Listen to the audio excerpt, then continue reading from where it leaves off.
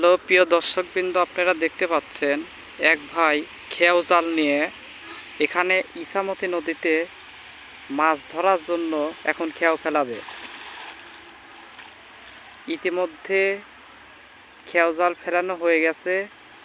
এখন জালটি উত্তোলন করতেছে আস্তে আস্তে।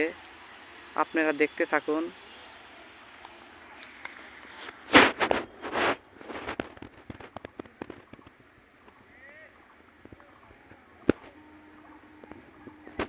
জালটি আস্তে আস্তে নদী থেকে তুলতেছে। একটা পুঁটি দুইটা পুঁটি লাফ দিচ্ছে, অনেকগুলা পুঁটি দেখতেছেন আপনারা লাফ দিচ্ছে। আস্তে আস্তে জাল তুলতেছে। আপনার পাশেই থাকুন, আপনাদেরকে